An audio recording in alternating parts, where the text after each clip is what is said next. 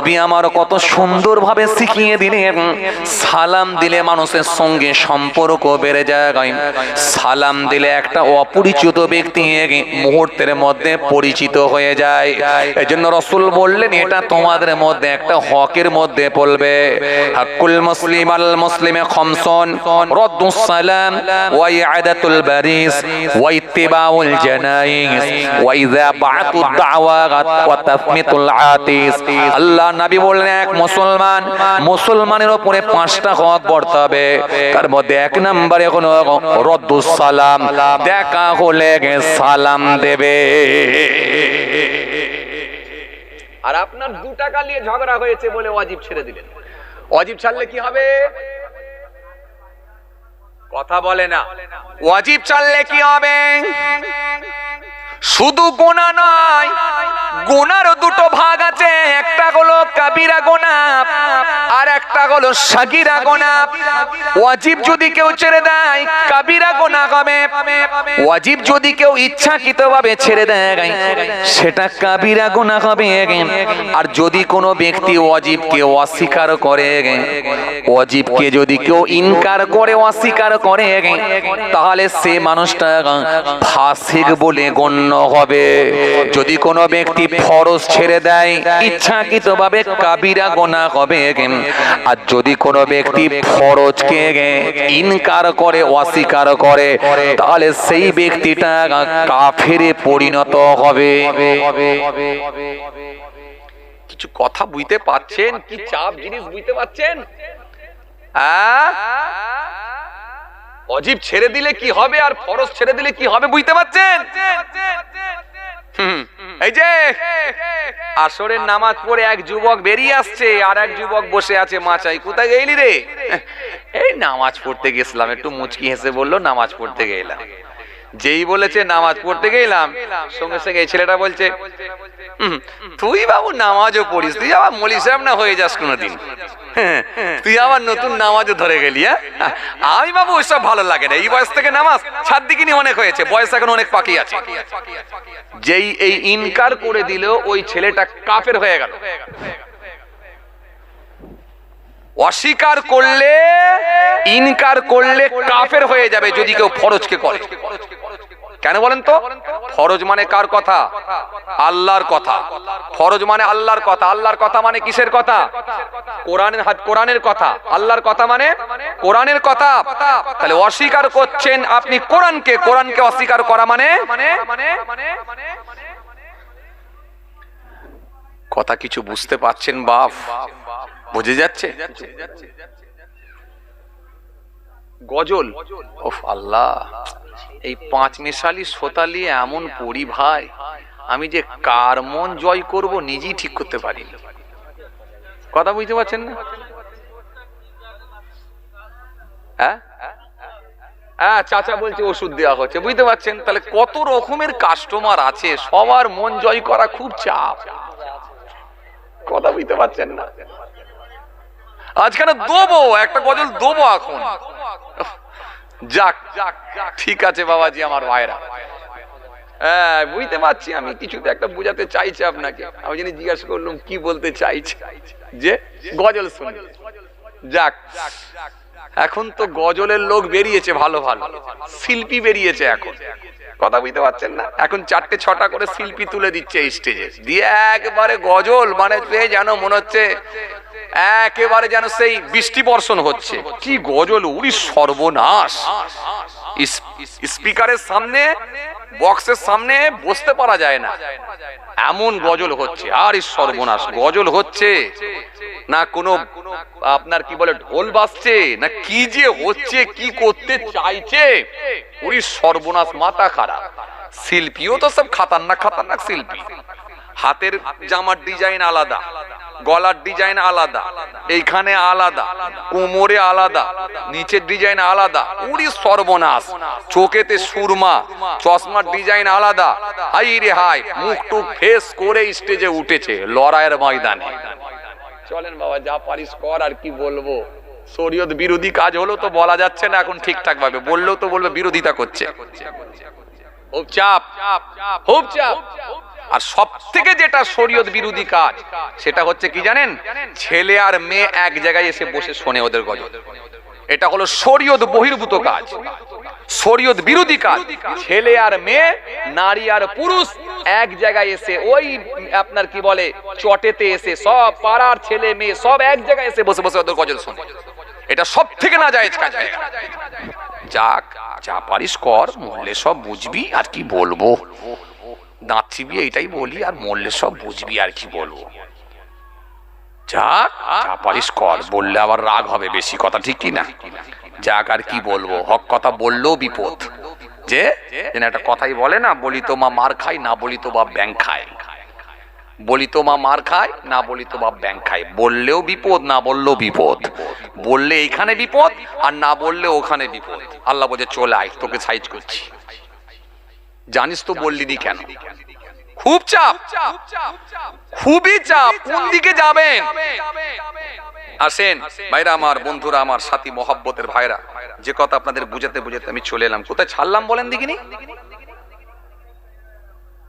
কোথায় ছেড়ে এলাম ভাই?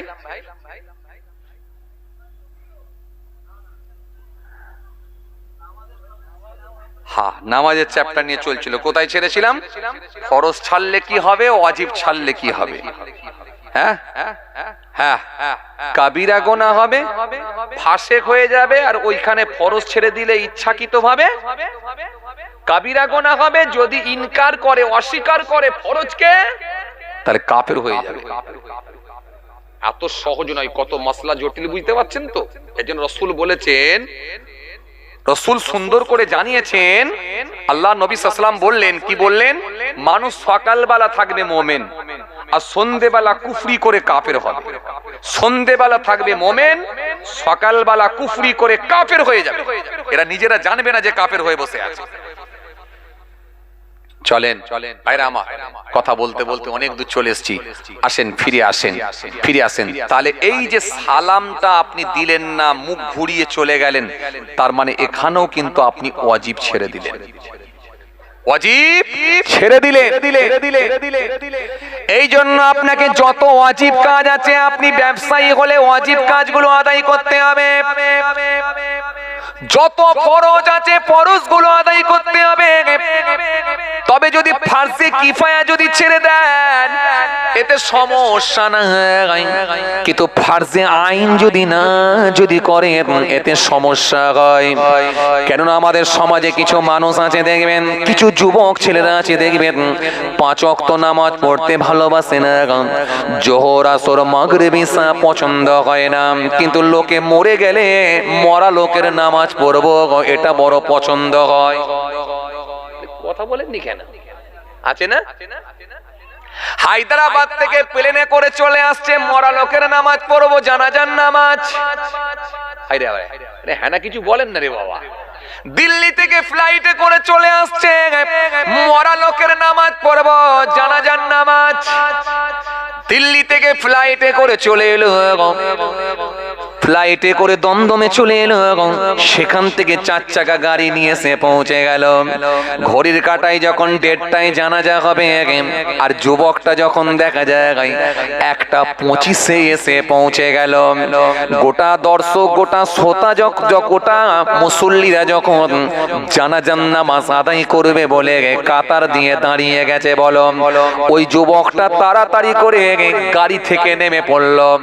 গাড়ি থেকে নেমে পড়েছে, দিল্লি থেকে আসছে।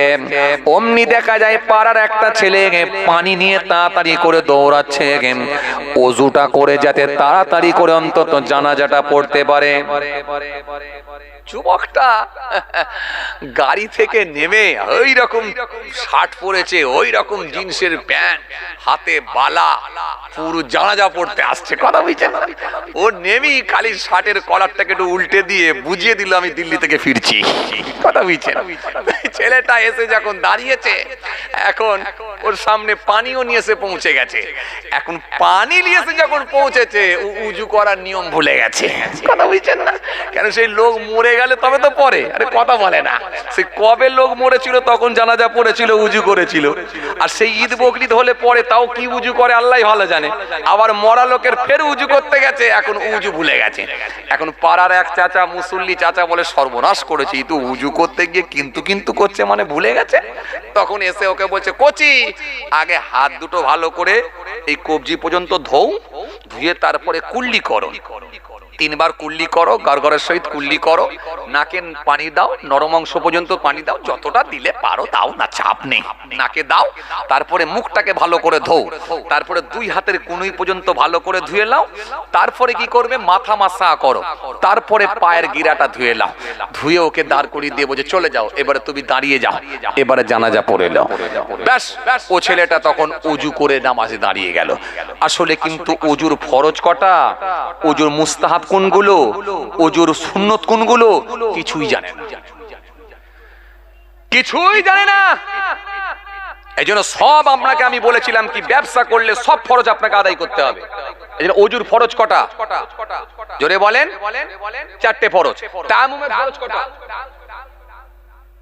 জীবনে তায়াম্মুম মনে হয় করেন, জীবনে তায়াম্মুম করেছেন? করেননি। হুজুর করিনি যখন আর ফরজ বলবো কি করে? কথা ঠিক, যে কথা ঠিক না। তায়াম্মুমের ফরজও তো শিখে রাখতে হবে। আপনি যে জায়গায় পানি আছে উজু করতে যাচ্ছেন, সেখানে একটা বাঘ বসে আছে, কি করবেন? কি করবেন? তায়াম্মুম করবেন। হ্যাঁ, যেখানে আপনি ওযু করতে যাচ্ছেন, পানির জায়গা, কূপ বা কুয়া বা টিউবওয়েল যেখানে আছে, একটা বাঘ বসে আছে দূর থেকে দেখতে পাচ্ছেন, বা সিংহ বসে আছে দেখতে পাচ্ছেন, পানির কাছে যেতে পারবেন আপনি? তখন আপনার জন্য তায়াম্মুম ফরজ হয়ে যাবে। আপনি এমন অসুস্থ হয়ে পড়েছেন, পানি আপনার শরীরে লাগানো যাবে না, ডাক্তার বারণ করেছে, তখন আপনার জন্য তায়াম্মুম ফরজ হয়ে যাবে। কেন? পানি আপনি ব্যবহার করলে আপনার রোগ বৃদ্ধি পেতে পারে, বেড়ে যেতে পারে, তখন আপনার জন্য তায়াম্মুম ফরজ হবে। তায়াম্মুমের ফরজ কটা? 3টা। কি কি? 1 নিয়ত করা, 2 মুখমণ্ডল ভালো করে উত্তম রূপে মাসা করা, 3 2 হাতের কুনুই পর্যন্ত মাসা করা। এই 3টে ফরজ তায়াম্মুমের। এবারে কোন কোন জিনিসে তায়াম্মুম হবে সব একদিনে শিখিয়ে লাভ নেই। কি বলেন ভাই? কথা বলে না, এটা কিছু বলেন না রে বাবা। বলেন বলেন, যে শোনেন। এই জন্য কি বলছিলাম, শিক্ষামূলক আলোচনার খুব দরকার। এই জন্য আপনাকে বুঝে নিতে হবে, কেন অনেক কিছু আপনি শিখতে পারবেন। কথা বুঝে আসছে? এই তায়াম্মুমের ফরজ হলো 3টা, আর ওযুর ফরজ হলো 4টা। 1 নম্বরে হাতের কোনুই পর্যন্ত ধৌত করা, না কবজি? কোনটা? কবজি। আচ্ছা ঠিক আছে, 1 নম্বরে হাতের কবজি পর্যন্ত ধৌত করা, 2 নম্বরে নাক ধোয়া, আচ্ছা 3 নম্বরে মাথা মাসা করা, বাহ ভালো বলছে তো। 4 নম্বরে পায়ের কোনুই পর্যন্ত ধৌত করা, আর 5 নম্বরে আর এই হাতের কোনুই পর্যন্ত ধোবেন না, তাহলে 5 নম্বর হলো। আচ্ছা 5 নম্বরে যদি হাতের কোনুই পর্যন্ত হয়, 6 নম্বর ধোবেন না? 6 নম্বর কোনটা বলেন তো? কুল্লিটা করবেন না? তাহলে 6 নম্বর হলো। কথা বলে না। 6 নম্বর হলো। কটা হলো? 6টা। আর বললেন কটা? কি চাপ বলেন দেখিনি, সমস্যা খুব। সেদিনে এক জায়গায় এই ওয়াজ করতে গেছি, এক লোক 9টা শুনিয়েছে। আমি বললাম, ভাই 10টার উপরে আর যাবেন না, আমি আবার টানতে পারবো না, কেন? আমাকে টেনে বুঝাতে হবে তো। শোনেন, আপনাকে বলেছিলাম ফরজ ছাড়বেন না, কি তাই? ব্যবসা করতে গেলে। মনে আছে আপনার? মনে আছে? ওযুর ফরজ হলো 4টা, কিন্তু এর ভেতরে কিছু সুন্নত ঢুকে গেছে, কিছু মুস্তাহাব ঢুকে গেছে, যার কারণে একটু লম্বা হয়ে গেছে। আর আপনি সব পাইলে চালাচ্ছেন তো, ধরতে পারেননি কোনটা কি। এই 4টে খালি শুনে শুনে শিখে গেছেন, কিন্তু কোনটা আসলে ফরজ আর কোনটা সুন্নত, কোনটা মুস্তাহাব, সেগুলো জানেননি। শোনেন, ওযুর ফরজ হলো 4টে। 1 ইযা, যখন ইচ্ছা করবে, ইলা সলাহ, নামাজের জন্য, ফাগসিলু, ধৌত করো, উজুহাকুম, মুখমণ্ডল। কটা হলো? কথা কথা বলে কটা হলো উত্তর দিতে পারছে না কটা হলো হ্যাঁ কটা হলো আবার বলছি দেখেন ইযা যখন কুনতুম ইচ্ছা করবে ইলা সালাহ নামাজের জন্য ফাগসিলু ধৌত করো উজুহাকুম মুখমণ্ডল কটা হলো চারটে হলো ওই ভাই বলছে একটা হলো আর ইনি বলছে চারটে হলো কি কি সমস্যা বলেন দেখিনি ওই জন্য আমাকে অনেক হুজুর বলে অনেক ভাই কি বলে অনেক কমিটির লোক শ্রোতা বলে এটা হচ্ছে হুজুর আপনি হুজুর একবারে সে কনফিউজ হুজুর মানে মানুষকে কনফিউজে ফেলে দেন যে এর মধ্যে কি চারটে পেলেন না একটা পেলেন কোনটা ইনি বলছে একটা ওই ভাই কটা পেলেন ওই ভাইও বলছে একটা ভাই কটা পেলেন চারটে পেলেন কি আচ্ছা আবার আমি আরেকবার আপনাকে বলি ইযা যখন কুনতুম ইচ্ছা করবে ইলা সালাহ নামাজের জন্য ফাগসিলু ধৌত করো উজুহাকুম মুখমণ্ডল কটা হলো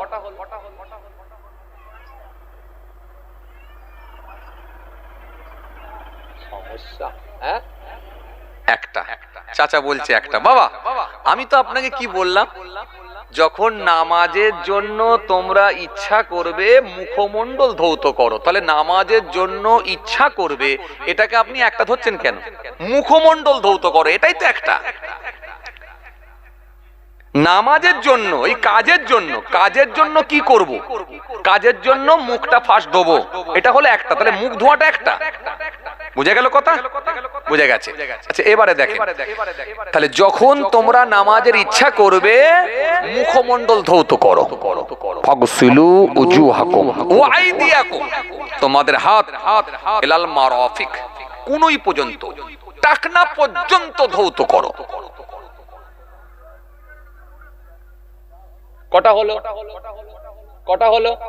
চা বাবা কথা বলে না কটা হলো দুটো হলো ওয়াইদিয়াকুম ইলাল মারাফিক ওয়ামসাউ মাসা করো বিরুসিকুম মাথা তাহলে মাথা মাসা করো কটা হলো তিনটে হলো ওয়ারজুলাকুম পা ইলাল কাবাইন টাকনা পর্যন্ত গোড়ালি পর্যন্ত তাহলে পায়ের গোড়ালি পর্যন্ত ধৌত করো কটা হলো চারটে তাহলে এই হলো চারটে ফরজ বুঝা গেল ভাই তাহলে আপনি নাক ধোয়া কান ধোয়া যেগুলো বলছিলেন কথা বলে না বলছিলেন না বলেননি হ্যাঁ এর ভেতরে এবারে কিছু সুন্নত ঢুকে আছে কিছু মুস্তাহাব ঢুকে আছে আর সুন্নত মুস্তাহাব ছাড়বেন না কাজে লাগবে কেমন এই যে মাথাটা মাসা করলেন এই মাথা মাসাটা ফরজ যখন মাথা মাসা করছেন কেমন করে করছেন এই যে দেখেন এই তিন আঙ্গুল সুন্নতি তরিকায় এমনি মাথা মাসা করলে হয়ে যায় কিন্তু সুন্নতি তরিকায় যখন করবেন এই যে তিন আঙ্গুল উপর দিয়ে যাচ্ছে আর দুই আঙ্গুল কানের গা দিয়ে বেরিয়ে যাচ্ছে তাহলে এই তিন আঙ্গুল আর এই এক আঙ্গুল হয়ে গেল এবারে বাকি রইলো কোনটা এই একটা আঙ্গুল দেখেন বাকি রইলো এই আঙ্গুলটাকে কানের এই দিক দিয়ে ধরাচ্ছেন তাহলে এটা কমপ্লিট হয়ে গেল এবারে দেখেন উল্টো পিঠে এইটা যেমন এই দিক দিয়ে গেছে এই উল্টো পিঠে পানি রয়ে গেল এই উল্টো পিঠের পানিটা যখন আপনি এই রকম করে ঘষে দিলেন এই যে ঘষে দিলেন এটা মুস্তাহাব হয়ে গেল ভালো জোরে বলবেন না তাহলে মাথা মাসা ছিল ফরজ কিন্তু ঘাড় মাসা করাটা হলো মুস্তাহাব যদি বলেন আমার নেকির দরকার আছে তাহলে আপনি তুলতে পারেন কেন একবার এই ঘাড়টা মাসা করতে বেশিক্ষণ টাইম লাগে না যদি মনে না আমার নেকির পাহাড় তাহলে আপনার ব্যাপার আমি আপনাকে চাপ দিতে পারবো না যেহেতু চারটে ফরজ বলে দিয়েছি যদি বলেন এরপরে আমার নেকির দরকার আছে তাহলে ঘাড়টাকে ঘুরিয়ে নিতে পারেন কেন প্রথমেই বলেছিলাম আল্লাহ ইচ্ছা করলে অ্যাডিশনাল হিসাবে কাজে লাগাতে পারে কোনগুলো নফলগুলো আর মুস্তাহাবগুলো এগুলোকে আল্লাহ ছেড়ে দেবেন না কেন আল্লাহ বলছে সামান্য পরিমাণও যদি ভালো কাজ করে তার প্রতিদান তার বদলা আমি আল্লাহ দেব জোরে বলতে পারেন না সামান্য পরিমাণও যদি ভালো কাজ করে তার বদলা তার প্রতিদান আমি দেব সুতরাং এই যে আপনি যখন উল্টো দিক দিয়ে ঘুরিয়ে ঘাড় মাসা করলেন আল্লাহ ইচ্ছা করলে এর বদলাটাও হাসরের ময়দানে দিয়ে দেবেন জোরে বলতে পারেন না তাহলে এইরকম মুস্তাহাব সুন্নত কিছু ঢুকে আছে নাক ধোয়া কুলকুচি করা গার্গেল করা এই ডান দিকে বাঁ দিকে এই যে মেসওয়াক করা মেসওয়াক যদি না থাকে শাহাদাত আঙুল নিয়ে ঘুরিয়ে দেওয়া এই যে যে আপনি উঁচু জায়গায় বসা, এই যে আপনি দোয়া পড়া, এগুলো সব অনেক সুন্নত মুস্তাহাব ভিতরে অনেক ঢুকে আছে। তাহলে মূল আপনি 4টে ফরজ জেনে গেলেন। কথা ক্লিয়ার? ক্লিয়ার। চলেন, তাহলে আলোচনাটা কোথা থেকে আমি ছেড়েছিলাম? ওয়াজিব নিয়ে বলছিলাম। ওয়াজিব নিয়ে বলতে বলতে কি বলছিলাম? সালাম। মনে আছে আপনার? তাহলে সালাম দিলে আপনি রেগে গিয়ে যদি বলেন উত্তর দেবো না, তাহলে কি হবে? ওয়াজিব ছেড়ে যাবে। আর ওয়াজিব ছাড়লে কি হবে? কাবিরা গুনাহ হবে। সালাম দিলে যখন কেমন করে দেবেন? আসসালামু আলাইকুম। আপনি তার থেকে একটু উচ্চ আওয়াজে বলেন ওয়া আলাইকুম আসসালাম। একটু হাসি মুখে বলুন, যাতে করে সে একটু আপনার কথাটা শুনে, আপনার আওয়াজটা শুনে বা আপনার জবাবটা শুনে মনের দিক দিয়ে একটু তৃপ্তি পায়। একেবারে যেন মুখটুক ভোদা করে বলবেন না। আবার কিছু লোক এরকম আছে, দেখবেন কিছু লোক আছে না, নাই উত্তরটাও দিতে চায় না। আর যে লোকটা সালাম দেয় সে বলছে কি ভুল কাজ করলো, আর দ্বিতীয়বার জীবনে কোনোদিন একে সালাম দেবো না। ব্যাস, সালামের সিস্টেম চলে গেল। হ্যাঁ, মানে বলবেন হুজুর নিত্য নতুন কিছু নিয়ে এসেছি।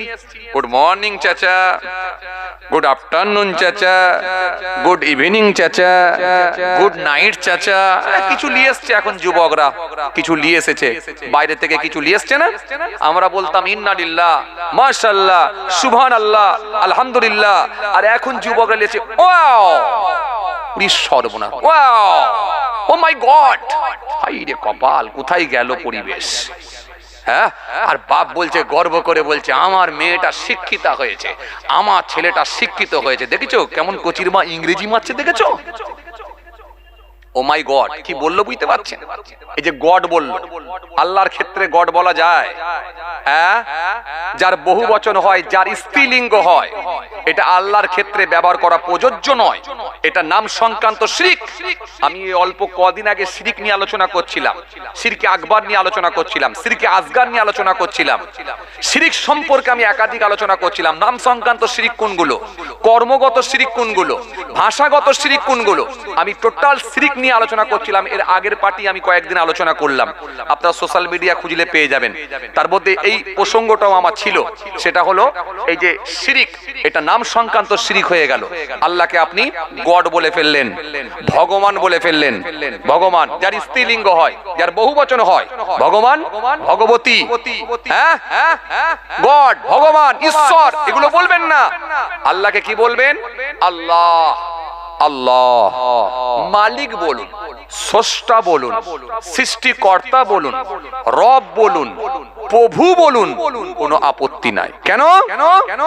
কোরআন শরীফের মধ্যে আল্লাহ বলেন কুল হু আল্লাহু আহাদ, বলো আল্লাহ এক, একক। আল্লাহুস সামাদ, তিনি বেনিয়াত, কারো মুতাফেক্কি নন। লাম ইয়ালিদ, তিনি কাউকে জন্ম দেননি। ওয়া লাম ইউলাদ, তিনি কারো জন্মিত নন।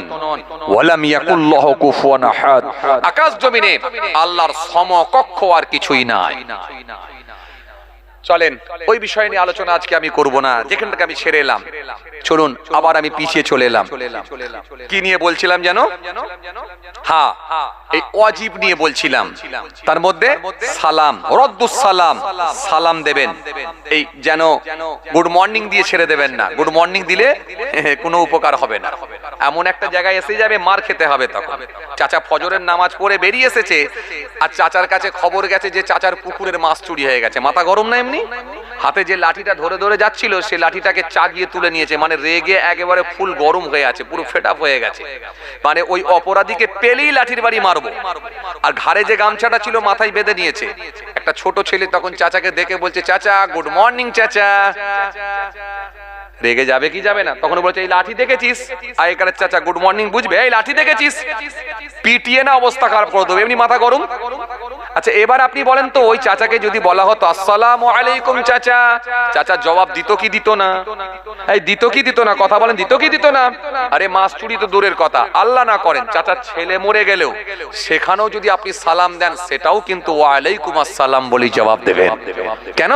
সালাম দেওয়া তরিকা নবী শিখিয়েছে, সব জায়গায় চলে।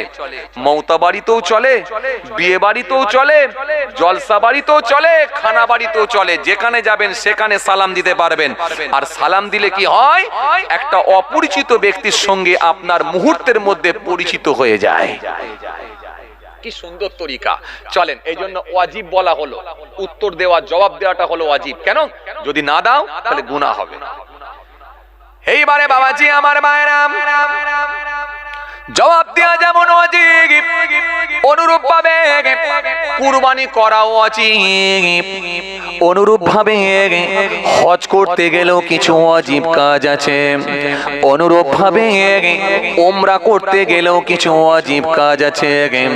এই জন্য আপনি যদি খুঁজে বার করে দেখেন, ওয়াজিব অনেক কাজ আছে। কিন্তু আপনি যদি ব্যবসায়ী বলে নিজেকে দাবি করেন, ধার্মিক ব্যবসায়ী বলে দাবি করেন, তাহলে কোনো ওয়াজিব কাজ আপনি ছাড়তে পারবেন না। আপনি উমরা করতে গেছেন, উমরা করতে গেল ফরজ কটা? ফরজ কটা? এখানে কি উমরা করার লোক কেউ আছেন? আছেন না ভুলে গেছেন? যাক, না থাকলেও অসুবিধা নেই, থাকলেও অসুবিধা নেই। খেয়াল করেন, উমরা করতে গেলেন, ফরজ কটা? ফরজ হলো দুটা। উমরা করতে গেলে ফরজ হবে দুটা, আর ওয়াজিব হবে সেটাও হবে দুটা। ফরজ কোনগুলো? কেন আপনাকে আমি বলেছি ব্যবসায়ী লোক হলে যত ফরজ কাজ আছে আপনি ছাড়তে পারবেন না। তার মানে আপনি ব্যবসায়ী হয়ে যদি উমরা করতে যান, তাও ফরজ আদায় করতে হবে। আপনি ব্যবসায়ী হয়ে যদি উমরা করতে যান, তাহলে আপনাকে ওয়াজিব আদায় করতে হবে। তার মানে আপনাকে এবারে জেনে রাখতে হবে, উমরা করতে গেলে ফরজ কটা? এক। উমরা যদি আপনাকে করতে যান, তাহলে ফরজ কোনটা? ফরজ হলো ইহরাম পরিধান করা, ইহরামের কাপড়টা পরে নেওয়া। দুটা থান আছে না কাপড়, কথা বলে না। একটা পরনে আর একটা গায়ে নিয়ম আছে, ওই সিস্টেমে জড়িয়ে নিতে হয়। মিকাত থেকে ওটা পরে নিতে হয়। আল্লাহ নিয়ে গেলেন গুনাহগারও কিছুদিন আগে ছিলাম, আপনারা জানেন, সোশ্যাল মিডিয়ায় সব এখন খবর হয়ে যায়। তো যাই হোক, সোশ্যাল মিডিয়ার যুগ। তো গিয়েছিলাম, আমার বলার উদ্দেশ্য এটাই যে আমরা যে কাফেলার মধ্যে ছিলাম, আমাদের ভেতরে আরো কয়েকজন, তারা আমাদের ফ্লাইটে জায়গা না হয়ে অন্য ফ্লাইটে করে তারা মক্কা শরীফে পৌঁছে গেল।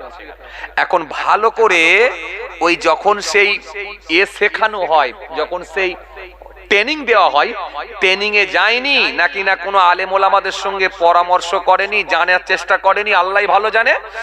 একেবারে ইহরামের পোশাক পরিধান না করে, ইহরাম না পরে, সেই প্যান্ট আর পাঞ্জাবি পরে পুরো হারাম শরীফে চলে গেল।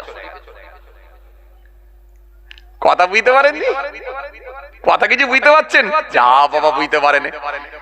যে ঘরোয়া ড্রেসটা পরেছিল গো, প্যান্ট আর পাঞ্জাবি পরে পুরো মক্কা শরীফে পৌঁছে গেল, একেবারে হোটেলে হারাম শরীফে পৌঁছে গেল।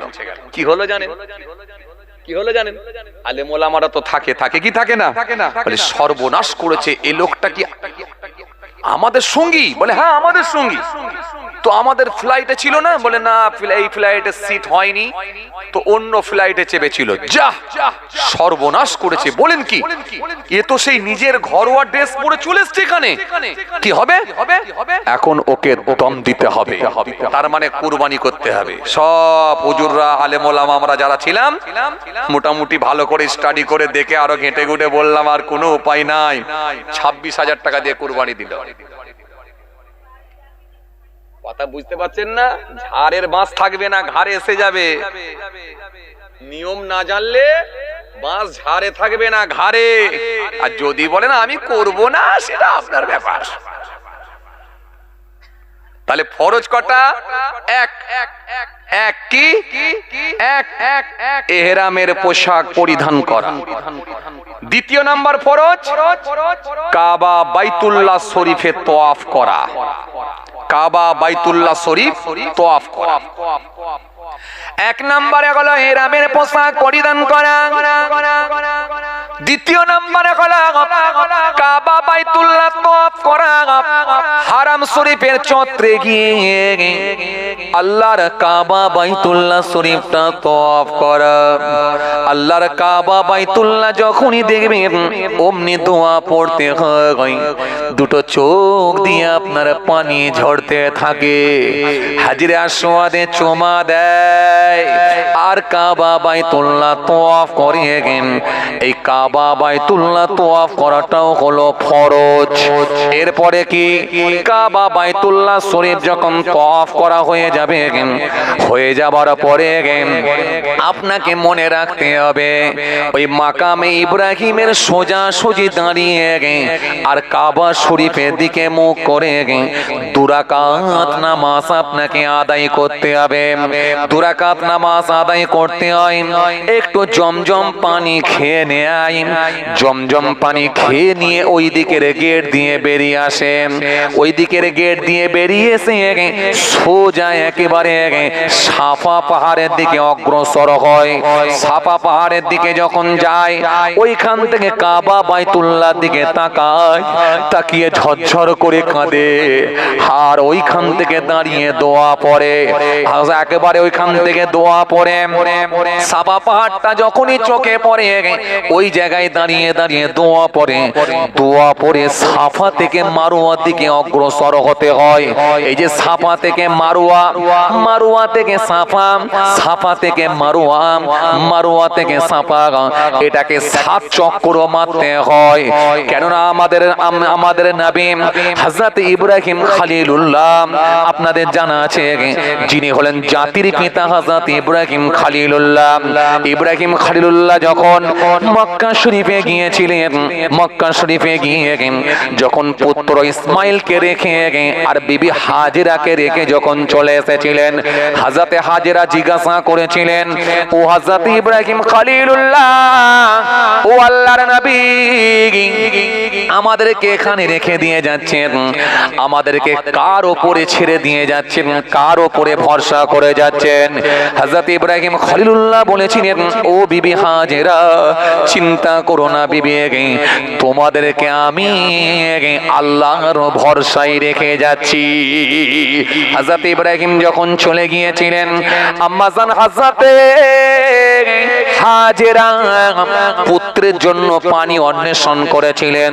তখন তিনি সাফা পাহাড়ে এসেছিলেন, সাফা থেকে মারোয়ায় গিয়েছিলেন, মনে মনে ভেবেছিলেন মারোয়াতে পানি পাবো। আবার মারোয়াতে গিয়ে যখন সাফার দিকে তাকালেন, সাফার দিকে যখন দূর থেকে চিকচিক করে পানি মনে মনে ভাবলেন মনে হয় মারোয়াতে সাফাতে পানি আছে। আবার সাফায় ফিরে এসেছিলেন। এই যে সাফা থেকে মারোয়া, মারোয়া থেকে সাফা, সাফা থেকে মারোয়া, মারোয়া থেকে সাফা, এটা 7 চক্র মেরেছিলেন, 7 বার গিয়েছিলেন। এই জন্য আমার আল্লাহ এই কাজটাকে বড় পছন্দ করে তার গোলামদের জন্য, আমার আল্লাহ তিনার বান্দাদের জন্য এই সাফা মারোয়া শাহী করাটা ওয়াজিব করে দিয়েছে। কথা কিছু বুঝতে পারছেন? এর সাফা থেকে মারোয়া আর মারোয়া থেকে সাফা আসতে হয় 7 বার। এখন যদি আপনার জানা না থাকে, কাবা শরীফ তওয়াফ করলেন, তওয়াফ করে 7 চক্র মারার পরে ক্লান্ত হয়ে গেলেন, ক্লান্ত হয়ে গিয়ে বললেন, চ বাবু আর পাচ্ছি নি রে, পায়ে খুব যন্ত্রণা হচ্ছে, হোটেলে চ। কথা বলে না। এই কথা কিছু বুঝতে পারছেন? এবারে হোটেলে যেই ফিরে চলে গেলেন, কি হলো, কি ছাড়লো? মহা বিপত্ত। কি ছাড়লো? ওয়াজিব ছেড়ে গেল। ওয়াজিব ছেড়ে গেলে কি হবে? গুনাহ হবে, শুধু গুনাহ। কেমন গুনাহ হবে? সাগীরা গুনাহ।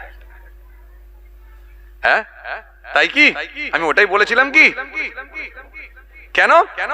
ওয়াজিব কি আপনি ছোট ভাববেন না, ওয়াজিব আর ফরজ এটা একেবারে কাছাকাছি। ওয়াজিব আর ফরজ এটা হলো একেবারে কাছাকাছি। এই জন্য ওয়াজিব আপনি ছাড়তে পারবেন না। ওয়াজিব ছাড়া মানে কাবিরা গুনাহ হয়ে যাবে, আর অস্বীকার করলে কি হবে? ফাসিক হয়ে যাবে। আর ফরজ অস্বীকার করলে কি হবে? ইনকার করলে কি হবে? কাফের হবে। খুব ভালো করে বুঝেছে, মাশাআল্লাহ।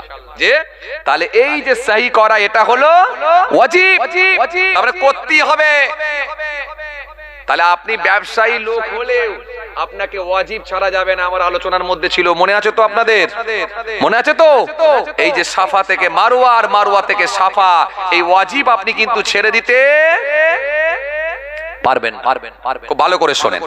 এইবারে যখন সাফা থেকে মারওয়া যাবেন, মারওয়া থেকে সাফা আসবেন, আপনি দেখবেন ওপরে সিগন্যাল বাতি দেওয়া আছে, সবুজ কালারের বাতি। হাজী সাহেবরা থাকলে জিজ্ঞেস করে দেখবেন, ওখানে সবুজ কালারের বাতি দেওয়া আছে। কেন বলেন তো? ওই জায়গাটা একটু ছুটতে হয়, হালকা দৌড়াতে হয়। কেন? মা হাজেরা রাদিয়াল্লাহু তাআলা আনহা ওই জায়গাটাতে ছুটেছিলেন। এই জন্য তানার আল্লাহর গোলামদেরকে বান্দারা ওই জায়গায় গিয়ে একটু ছোটে পরে, কলমা শরীফ পড়ে, দরুদ শরীফ পড়ে, দোয়া পড়ে, কোরআন শরীফের আয়াত পড়ে।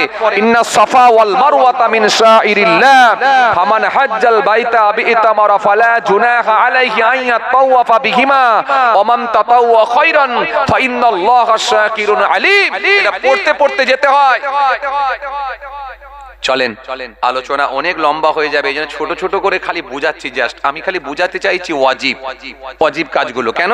আমি যেটা আমার টপিকের মধ্যে রেখেছিলাম সেটার উপরই চলছি। এজন্য আপনি ওয়াজিব কিন্তু ছেড়ে দিতে পারবেন না। এরপরে কি? তাহলে এইটা একটা ওয়াজিব, এই সহি করা এটা হলো ওয়াজিব। এরপরে কি? মাথা ন্যাড়া হওয়া, মাথা মুন্ডন করা, ন্যাড়া হওয়া। হাজী সাহেবরা ওই জায়গা থেকে বেরিয়ে এসে দেখবেন মাথা ন্যাড়া করে। আবু জেহেলের ঘরের পাশ দিয়ে বেরোয়, দেখবেন আবু জাহেলের ঘরের পাশ দিয়ে বেরোয়। হাজী সাহেব থেকে জিজ্ঞেস করে দেখবেন, আবু জাহেলের ঘর যেটা পায়খানা পেচ্ছাবখানা বানিয়ে দিয়েছে আরব সরকার, কথা বলে না। এই জন্য হাজী সাহেবরা গোটা পৃথিবীর হাজিরা ওই পায়খানা পেচ্ছাবখানায় গিয়ে একটু পায়খানা পেচ্ছাব করে। অনেকে আবার পেচ্ছাব না লাগলেও জোর করে হলেও করে, কথা বলে না। কেন বলেন দেখিনি? ও জানে আবু জাহেলের ঘরে মুতছি, কথা বলে না। এই সুযোগকে হাতছাড়া, কথা বলে না। এই সুযোগকে হাতছাড়া কেন? আমি তো আবু জাহেলকে আর কি জবাব দেবো, একটু পেচ্ছাব করি, জবাবটা দিই। ওই জন্য অনেকে জোর করে হলো পেচ্ছাব করে দেয় ওই জায়গায়। এই আবু জাহেলের ঘর আর সরকার পায়খানা পেচ্ছাবখানা বানিয়ে দিয়েছে। ওইখান দিয়ে বেরোলেই দেখবেন, আপনাকে দেখবেন ওখানে লোক রেডি হয়ে আছে মাথা ন্যাড়া করবে বলে। আরবিতে ডাকবে, হাজী সাহেবকে বলবে, মাথা মুন্ডন করার জন্য ডাকবে। এই মাথা মুন্ডন করা বা মাথা ন্যাড়া হওয়া এটাও হলো ওয়াজিব। চুল কাটা বা ন্যাড়া হওয়া এটা হলো ওয়াজিব। কেন? এই ওয়াজিবটাকেও আপনি ছেড়ে দিতে পারবেন না। এটাকেও যদি ছাড়েন তাহলে কাবিরা গুনাহ হয়ে যাবে। নবী মনে রাখবেন জীবনে একবারও কোনোদিন ইচ্ছাকৃতভাবে ন্যাড়া হননি। ন্যাড়া হয়েছিলেন কবে? ওই হজের মৌসুমে গিয়ে। বাকি সারা জীবন 3 রকম ভাবে চুল কেটেছেন। মাশাআল্লাহ মাশাআল্লাহ। যাই হোক, আমরা সকলে চিন্তা মুক্ত, সকলে উচ্চ আওয়াজে তাকবীর দেন, নারায়ে তাকবীর। সবাই উঠে দাঁড়িয়ে যান, তাকবীর দেন, নারায়ে তাকবীর।